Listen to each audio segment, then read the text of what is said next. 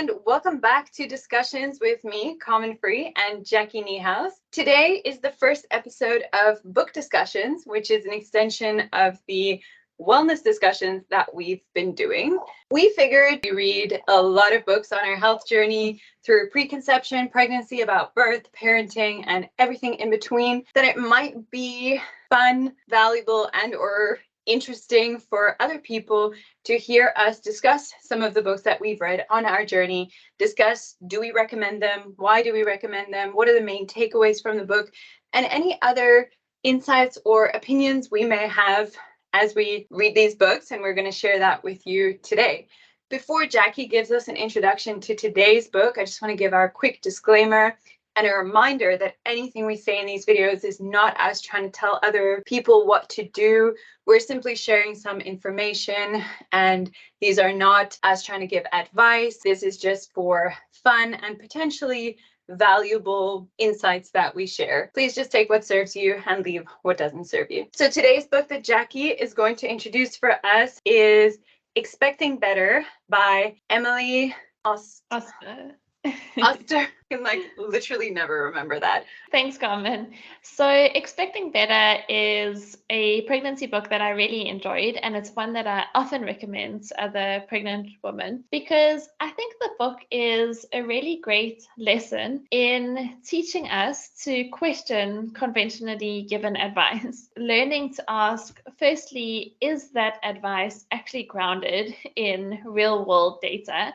And secondly, does this advice apply to me as an individual in my own particular context or scenario? So the premise of the book is basically that when the author herself was pregnant, she saw that pregnant women are often given a set of guidelines or recommendations on what they can and cannot do during pregnancy. But she questioned if these guidelines were based on actual real-world evidence.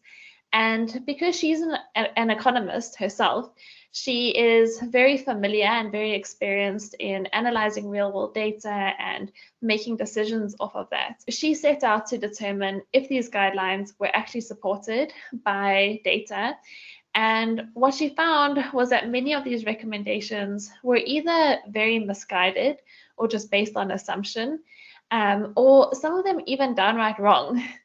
So she goes through a few of the most common recommendations given to pregnant women, including recommendations around food, what they can and cannot eat, around testing during pregnancy, around birth choices, and any other decisions that pregnant women need to make. And she cites a lot of research to assess whether these recommendations are actually accurate and asks, where do they come from? Where do these recommendations actually stem from? Then she provides a really nice framework for how women can make an informed decision based on their own individual context. I think most women can relate to the overwhelm of rules about what you are or aren't allowed to do in pregnancy. And generally, there's not a high consensus on what those rules typically are. You'll speak to your friend and they say, my doctor said that was fine. And your doctor said, no, don't you dare touch that thing. Don't do that. And it's hard to navigate in between all that. And sometimes we can almost become fearful of just food or doing things in general because of how many pregnancy rules there are. And I think this book is a great way to help navigate those waters and maybe let go of a lot of the fear things in pregnancy. Yeah, exactly. I think what we need to take away from this book is that no decision is clearly black and white. When it comes to health decisions, we always need to look at our individual context, because a decision for one woman, the pros might outweigh the cons, but for another woman, that same decision, the cons might outweigh the pros. So it could look different for two different women given their context or their scenario. So whenever we see a black and white health recommendation, I always think there needs to be a red flag, because that's not taking that nuance into account. I think what this book really provides is the confidence for women to question advice that's just given, question why, where does that advice come from, and does it apply to me? Today's episode, we're not going to discuss every single factor that she speaks about in the book, but I think we're going to go through quite a few of the really big ones, or the ones that are commonly said to women. I think we can touch on some of the food recommendations. Yeah, being a nutritionist, that's always what's interesting to me, and pregnancy nutrition is really an interest of mine. So whenever it comes to food recommendations, I'm always quite critical of what people are told. And one recommendation that I know many pregnant women have a lot of fear around is eating deli meat or cold meats during pregnancy. And in South Africa, I'm going to put biltong in that category as well, because that's quite a common food that South African women typically eat. Most pregnant women I know have this massive fear around deli meat and avoid it like the plague during pregnancy. I've even seen scenarios where, for example, there might have been a choice between something like a ham and cheese sandwich or a packet of chips. And clearly the ham and cheese sandwich, it's at least providing a little bit more nutrition. There's some protein in there. But the most pregnant women would go for the chips simply because, oh no, I can't eat ham. Ham is off limits in pregnancy. The assumption there is that deli meat or cold meats are more likely to contain certain bacteria like Listeria. And I think what's important to recognize, and what she really dives into in the book, is that deli meat is at no higher risk to containing Listeria than other grocery items you might find in a grocery store. So even your fruit and veg could contain Listeria on sort of an equal risk, but the risk of finding Listeria in a grocery store is still very, very small. So it's a low risk, and deli meat isn't particularly higher risk than anything else. So the idea that we should avoid deli meat is not really grounded in actual real world data that we've seen. And that's an interesting one, because I don't typically eat deli meats, but being a South African, biltong was a huge part of my diet. And in my entire life of eating biltong, I mean, I think I ate it from when I got teeth, or even before I had teeth already. I have never gotten sick from eating biltong. So that's obviously just my experience. Maybe there was somebody else who did get sick, but you can look up, and she refers to it in the book, when the last listeriosis outbreak was in your area and what caused it. And if you have a look at that, it's often things like random fruit and some vegetables. I think one of them was like a cantaloupe that caused an outbreak. And now that's not to cause fear around all food and say, oh, wow, this is going to happen, because the risk of it is incredibly low to begin with.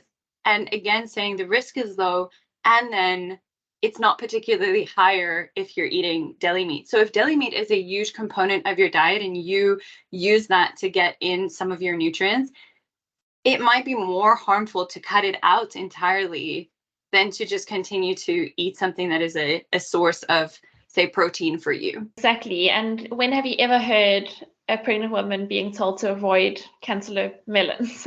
You don't hear that.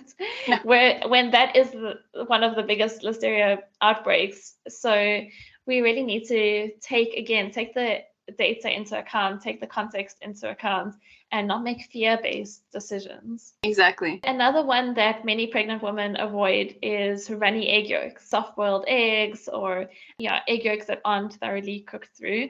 And this one is one that particularly frustrates me, because egg yolks are such a good source of nutrition during pregnancy. I refer to egg yolks as nature's multivitamin, because they are so nutrient dense, and they contain a lot of nutrients that are very important during pregnancy. They're quite high in folate, they're a good source of choline, a good source of biotin, all of which are important during pregnancy. And keeping the yolk runny actually does preserve nutrients a bit better than cooking it. That's not to say that cooked egg yolks are bad. Those are also a really good source of nutrition. But I'm quite a big fan of runny egg yolks for being such a nutrient powerhouse. And so many women, even if they love a soft poached egg, they'll completely avoid it during pregnancy because of this idea. most people have an assumption that egg yolks might contain salmonella. So again, let's look at the actual risk of that happening is very, very low. Firstly, if there is salmonella on an egg, it's on the outer shell. It'll be on the outer shell.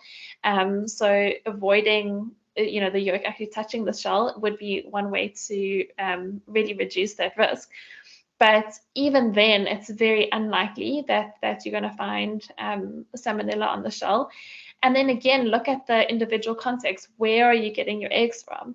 So I know you and me, Carmen, we go quite out of our way to source pasture-raised eggs.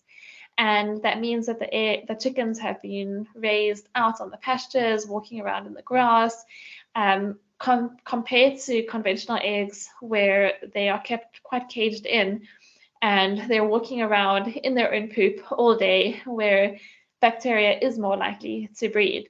So again, look at where you're getting your eggs from. That can make a big difference. But yeah, even from conventional eggs, the risk of salmonella is so low that if a soft cooked egg is something that you like and a source of nutrition for you, you have to weigh up, is it really worth cutting out for that small risk? You touched on very important points there. The fact that it's on the shell and you're not eating the shell. And if you want to mitigate your risk, obviously you can just cook your egg yolk a little bit more. And one of the things, it will probably reoccur in this video, but one of the things that people sometimes say, but like, oh, it's not worth taking the risk, just cut it out. But then if you read a book like Nourishing Traditions, she speaks about the super importance of choline in the second and third trimester being like absolutely critical. And if you're not eating egg, you're going to struggle to meet that requirement for choline in pregnancy. And I mean, I'm someone who doesn't particularly like egg, so I have to, go out of my way to make sure that I eat it. But again, it's not one of those things where we just say, oh, there's a tiny risk, let's cut it out. There can be no harm from that.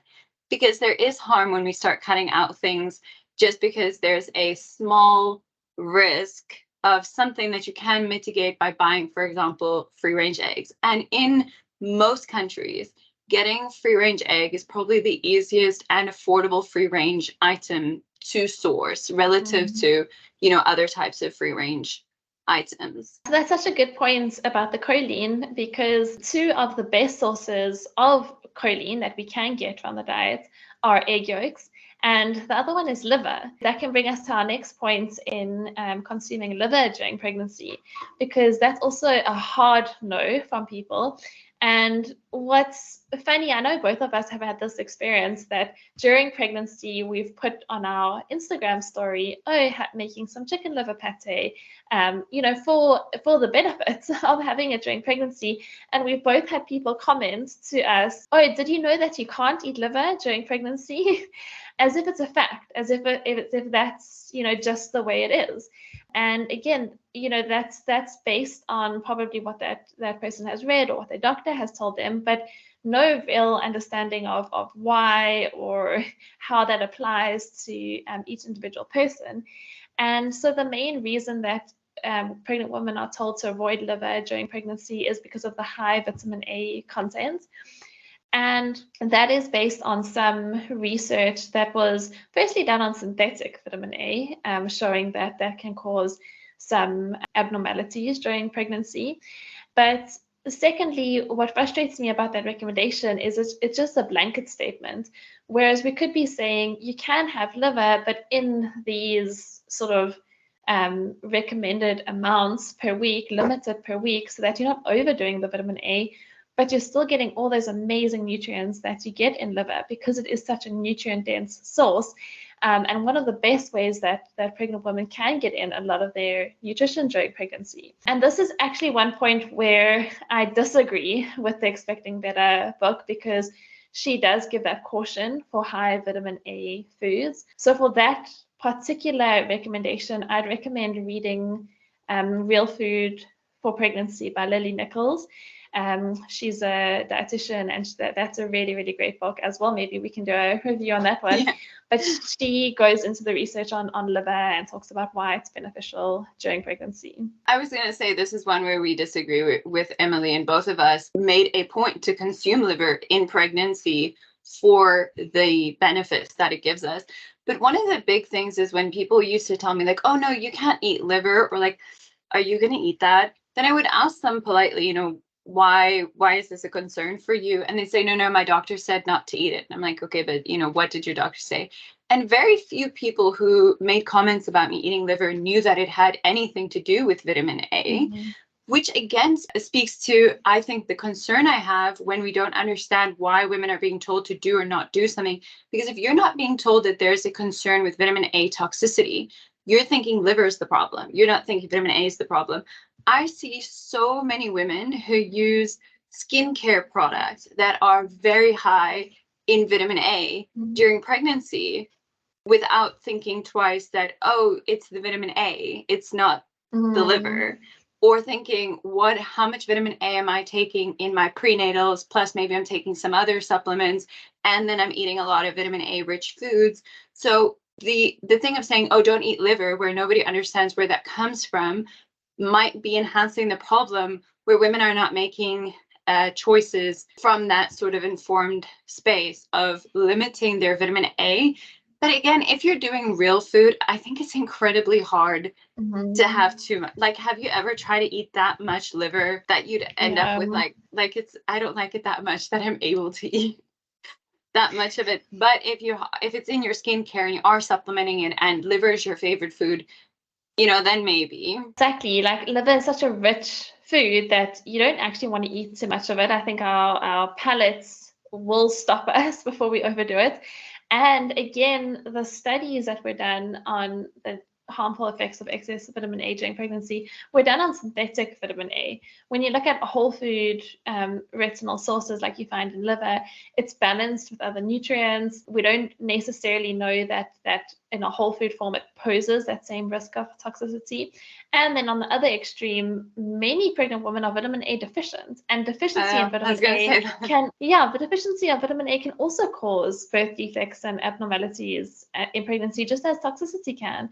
So I think without getting a good source of bioavailable vitamin A like we get in liver, you're actually more probably tending to the other side of deficiency. And again, these are things of just understanding, where are these recommendations coming from? What is the actual risk? And then examining your diet and what you're currently choosing to supplement or not supplement, and then making a decision whether maybe you actually need a little bit more vitamin A in your diet. I chose not to take a prenatal, so therefore I wasn't supplementing any kind of vitamin A. So it was important for me to consume enough organ meat during my pregnancy to feel comfortable that I was getting in the requirements that I wanted to get in. That can take us on to another point where we don't necessarily agree with her sort of conclusion in the book, but I would still say I agree with her approach to finding an answer for this, is the topic of raw milk. So that's a very controversial one, and I will say that I wouldn't willy-nilly say, oh, go have raw milk during pregnancy, because I do think that if you're just randomly sourcing raw milk, you do have a higher chance of certain bacteria. With that, it really comes down to the source. But if you do have a good quality source of raw milk that tests their raw milk for certain bacteria, and is a farm that raises their cows really well out in the pastures, in good conditions, then for me the choice makes sense to consume it, because again, it's such a nutrient powerhouse. And I know for myself that I feel really good on it. I know that the source of raw milk that I do consume, I consumed it for years before pregnancy and never got sick from it. So in that case, I think, again, we have to look at your individual context, your source, your scenario, instead of just giving a blanket statement that unpasteurized dairy is inherently bad for you, because that's just not true. So I grew up on a farm drinking milk that came from the cow that morning. So I never had fears around raw milk, because that's what I knew. But I will say that in pregnancy, I approached raw milk with a bit of caution. When I was in South Africa, you and I think we source the raw milk from Gay's Dairy. I had been consuming their raw milk for about 4 years prior to pregnancy with a high degree of trust in their testing, and their supply would sometimes be limited if there was any kind of risk that they needed to mitigate against. And they are very good at making sure that the quality of their milk that goes to the market is safe for consumption. And raw milk, just by the way, is legal to consume human consumption in South Africa. I do understand in some countries it is not legal, so we're not promoting that you do anything that your country does not allow, but where we were, it is perfectly legal to do so.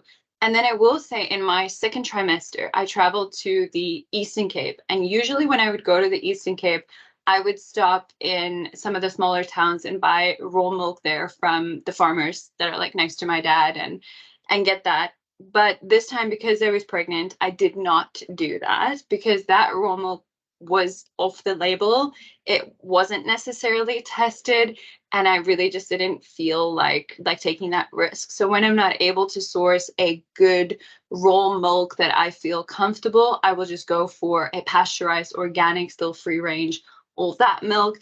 And it's a huge part of my diet because it is so dense in terms of getting so much of what you need. So I remember a friend saying to me, "Oh, it's just 9 months, Common. Like, why don't you just cut out raw milk for 9 months?"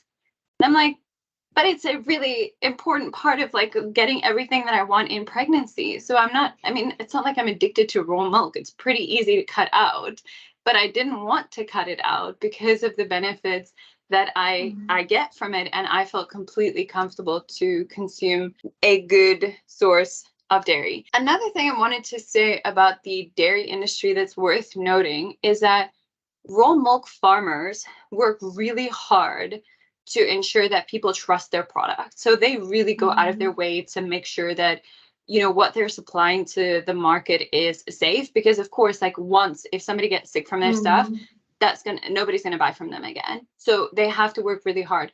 Whereas conventional dairy relies a lot on pasteurization to kill bacteria.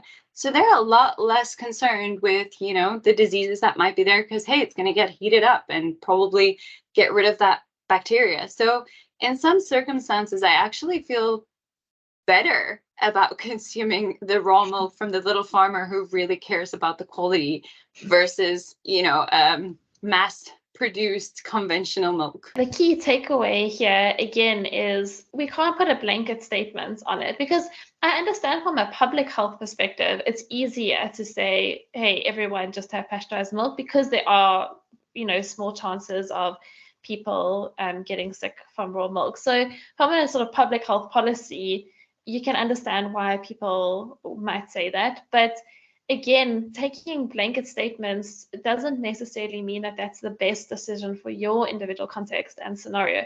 And I think that's really the key takeaway point from this book, well, at least it was for me, was take these recommendations, look at the actual risk, look at the actual real world data, and then apply it in your context and weigh up the pros and cons. It isn't a one size fits all type of rule. What you touched on there is a value or an approach that you and I feel strongly about. Sorry, I'm speaking on your behalf now.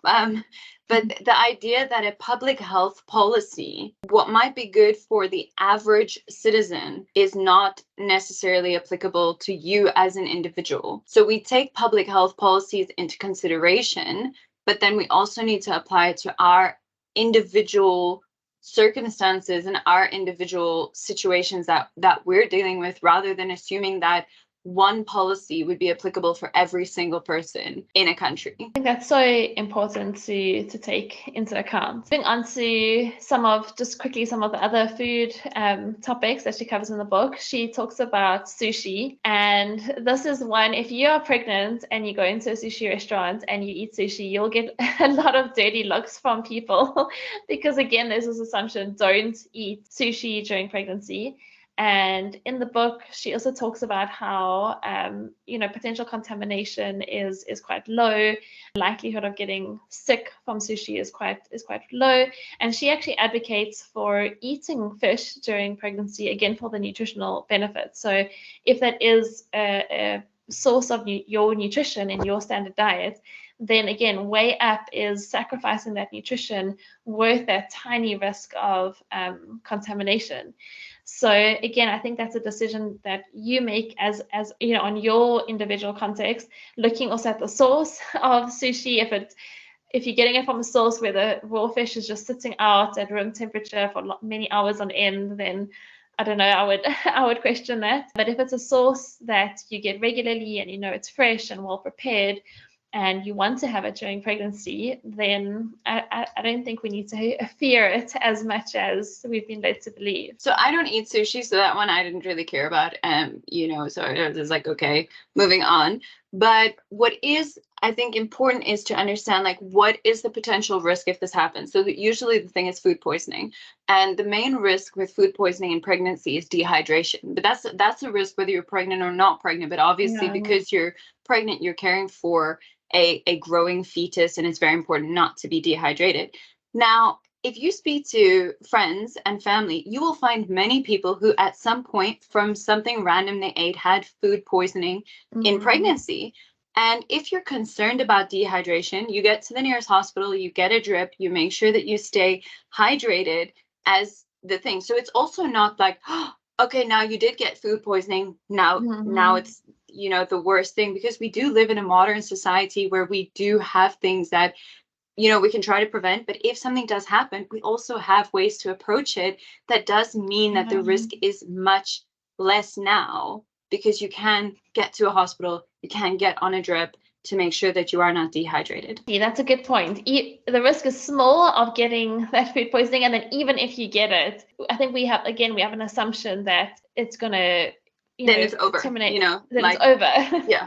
But that's also, like you said, it's not necessarily the end of the world. You can treat the dehydration and move on. Speaking to the main points of what we're making is the fear around food is so high in pregnancy. But when we really start looking at the risks, like, we're not saying this stuff is never going to happen, but it's a very small chance of it happening relative to the fear of real food in pregnancy. And then coming back to our point of weighing up the benefits you get from that food, which are huge, in nutrition during pregnancy is so important, versus those potential small risks, and then weighing that up for, and again, you do need to look at your individual risk tolerance, because if you feel uncomfortable with something, then there's no point in forcing yourself. Don't do it if you really feel uncomfortable with it, but do it for that point, not because you've been just told by some random recommendation that you have to do that. So should we maybe move on to some of the other things she covers more around decisions during pregnancy? One thing she does go into is home birth. And I know that's a topic that you are very passionate about and can talk about for a very long time. So would you like to tackle that one? Sure. Yeah, I am very passionate about home birth. I did have a home birth. So in the book, I remember reading it. So I read it as preconception, and I'd already in my mind decided that I wanted to plan a home birth at the time I read it. And I think that she says the stats that she used in the book, she said that when you plan a home birth, there's a 70% chance that you're going to transfer to the hospital and have a hospital birth instead.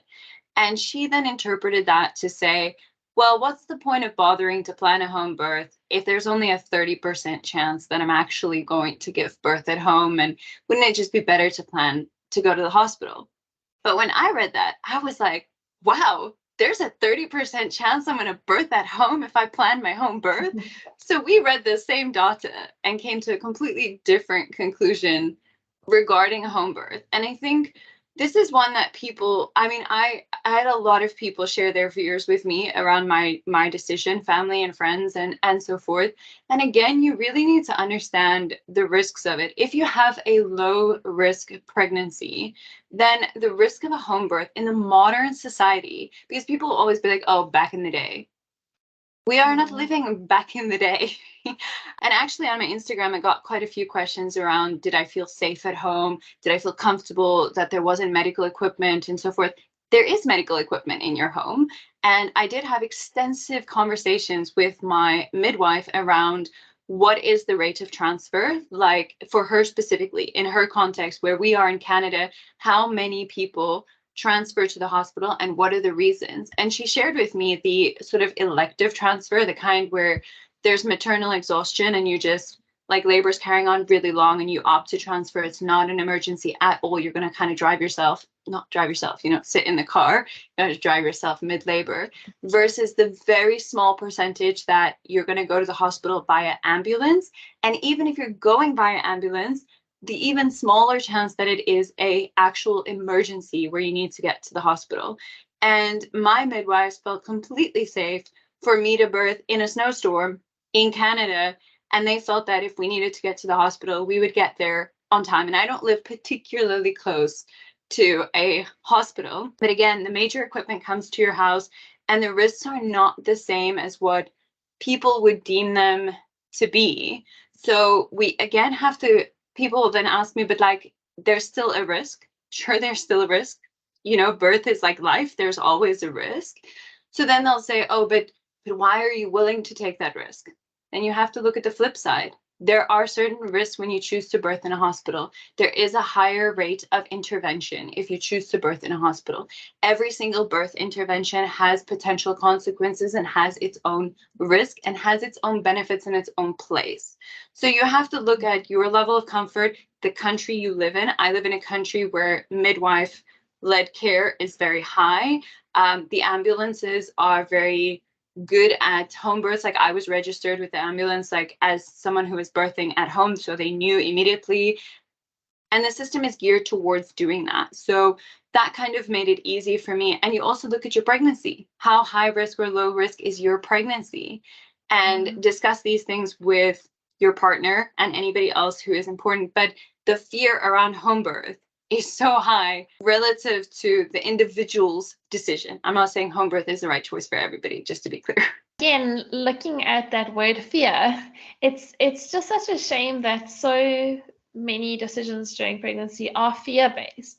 And again, what I do like about the book, even if we don't necessarily agree on her conclusion about home birth, is she does help women, I think, take away that fear and say, we can look at data, we can apply that to our own individual context, and we can make an informed decision that works for us. We don't necessarily need to make decisions based on fear. And I think something that's important to keep in mind as well is that the medical industry and the way doctors are trained is typically to think of worst case scenarios, which makes sense for a doctor to think that way, because they do need to be concerned about what are the potential worst case scenarios. But I find that many doctors tend to treat every case as a worst case scenario and make decisions in that way. Often becomes an unfortunate decision because not all decisions need to be made in that worst case scenario. Especially when it comes to pregnancy, we have this assumption that pregnancy is this medical emergency. But unless you have a very high risk pregnancy, it's not. Pregnancy is just a normal physiological process. Women are perfectly capable of giving birth, of carrying a baby. So taking this sort of worst case scenario, fear-based decision making is not always serving women and isn't always the best decision. And another book that we might want to discuss is Gentle Birthing, Gentle Mothering, I think it's called, written by a doctor, and her husband's a doctor. And I think she says, in our society, we assume that anything scientific is automatically better. So somehow birthing in a hospital with the latest technology is somehow better. But that's not necessarily the case. So we're not going to unpack that today. But in that book, she really does unpack it. When are the cases that it is better? But for every single person, newer technology does not necessarily mean better birthing outcomes. And again, you might want to look at which countries have the best birth outcomes and what their birthing policy is, because I think currently it's the Netherlands, and the Netherlands has one of the highest home birth, low intervention, midwife-led care. So apologies for that interruption, but the point that I was making is just have a look at birth outcomes and again recognize that certain medical practitioners are going to use their toolbox and their training.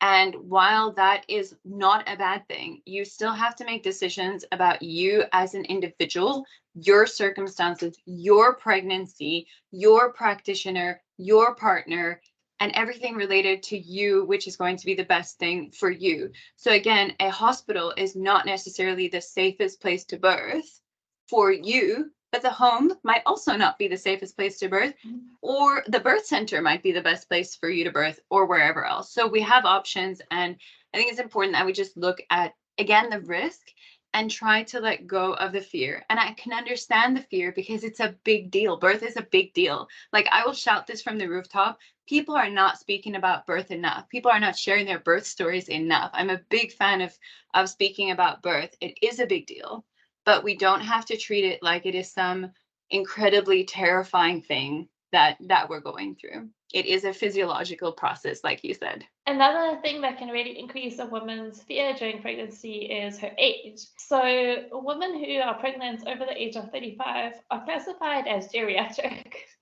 which this poor woman who has this geriatric classification on her pregnancy profile is now already at a higher fear because she assumes that there's higher risks associated just because of her age. And that's another one that Emily dives into in the book, is that just because you're over a certain age doesn't inherently increase your risk during pregnancy. And that's, again, a policy that just like applies to everybody, where they'll say, oh, you're over 35, therefore you should do this extra test and that extra other thing because, you know, you're an older pregnant person. When in real life, we don't classify 35 as old or over 35 as being old. But I think it's very important to take into consideration the individual. I'm not yet 35, but in my 30s, I'm pretty sure that I was in a healthier place to be pregnant than in my 20s. Like, if I was pregnant in my 20s, I was not in a good physical condition or mental condition at the time. So actually, it would have probably been a worse off pregnancy for me then. So if we consider the individual in terms of your health and other factors related to your specific pregnancy, rather than just assuming, oh, a certain age means that, you know, you're now at risk for certain things. When you look into it, that is really getting debunked quite a bit, especially because some of the information around women being older and higher risks was based off of a time where people were having most of their babies in their 20s.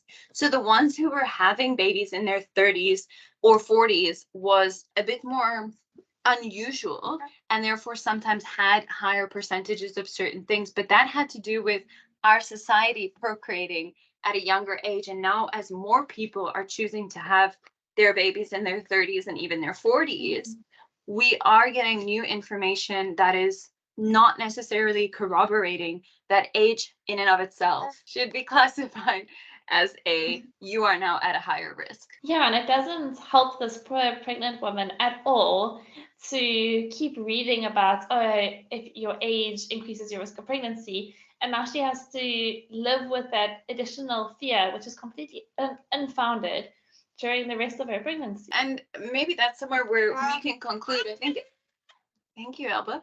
I think a big thing that we're trying to discuss is trying to lessen fear in pregnancy, because people might say, and this is one of my real frustrations with how we speak about things, they will say something as very much like, this is a risk, and, you know, I'm informing you, you need to be informed.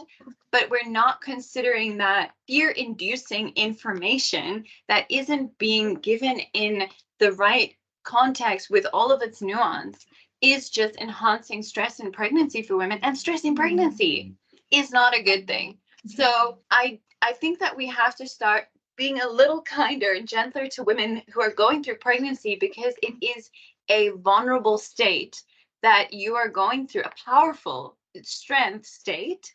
But women are also vulnerable because you do want to do what's best for this growing being in your body. and fear-based statements or black and white rules that can be very scary for people, I don't think is helpful. And that's why I think we wanted to start with this book discussion, and why we recommend this to women is to try help with that immense fear that comes from society in your pregnancy, and to just help you to make informed decisions about you as an individual, and also like have a bit of like around food and all of the choices. I mean, the other books we discussed, we'll go into it more. There's a lot of choices in pregnancy and birth, and it can become very overwhelming. And there's never the perfect choice, but lots of people will have an opinion as if there is the perfect choice, where you have to figure out what is best for you and be able to do so with sometimes not all that much information, but sometimes there is more information to be had than just my doctor said so. Yeah, exactly. I think that is a great place to conclude with our final take-home message, is that look at data, look at how that data applies to you as an individual, realize that there's no black and white decisions, and use that to make an informed choice. And one thing, maybe a little bit of a disclaimer, we've mentioned it a few times in the video, is we don't necessarily actually agree with every single takeaway that she has from looking at the data. The data itself should be objective. The interpretation can be very subjective, based again on your risk tolerance and your context, your environment. Leading on to what you're saying there, in the other books, we're going to discuss a lot of other decisions that people make in pregnancy and birth regarding certain testing or interventions or anything like that.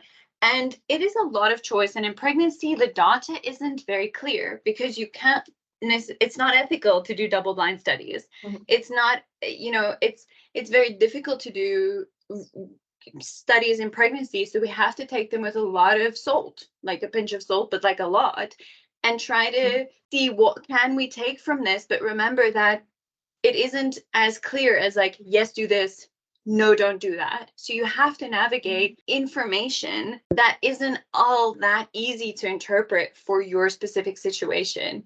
But the more books we discuss, and we'll share how we made certain decisions, maybe that is helpful to other people who are going through the same difficulties that you and I have. Not to say that you and I know perfectly how to do any of this. It's just that we have been doing it for some time. Final takeaway, we give the book a thumbs up. Definitely recommend it, but we don't agree with everything in the book.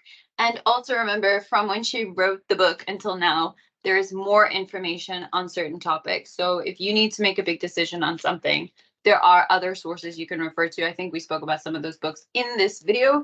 And remember to subscribe if you want to see us discuss the other books, or if you have a particular book that you want us to do first. Otherwise, we're just going to go ahead and do them in whatever order we feel like doing them. But Jackie, I appreciate you having this discussion with me, and I look forward to the next one.